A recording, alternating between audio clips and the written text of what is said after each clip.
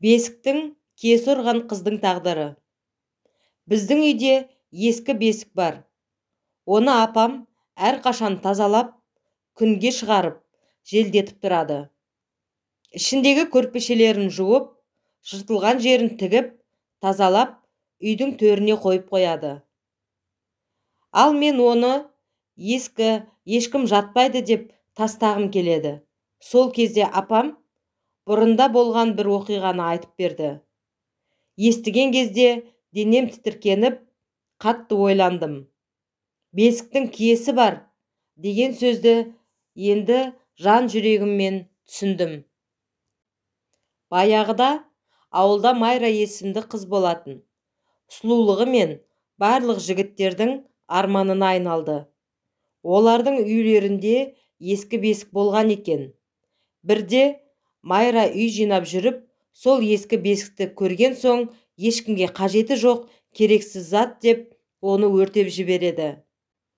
Ойында арамдығы жоқ Майра бесікті өртегенін әжесіне айтқан кезде мен жанында бар едім. Әдетте биязы кемпір мұны естігенде айқайлап, немересіне қатты ұрысты.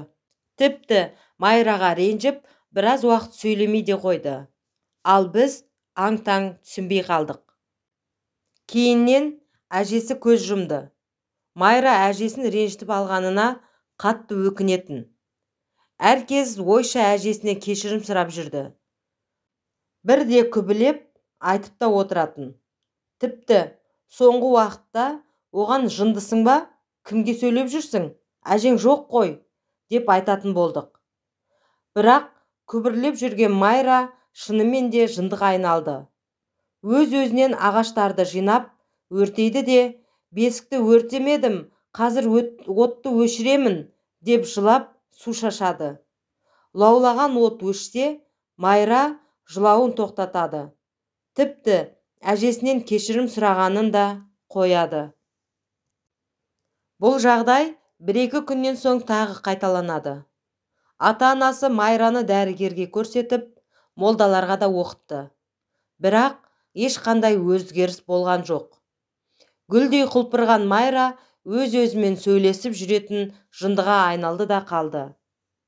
Ауылдағы үлкендер Майраны бесіктің киесі ұрған қыз деп айтады. Сондықтан да қызым, бұл сенің аталарың, әкең де жатқан киелі бесік. Оны өртеймін немесе қоқысқа тастаймын деп ешқашан ойлама. Жалпы, сәби жатуға жарамсыз болған бесікті жерге көму керек. Осыны жадыңда сақта, деді апам.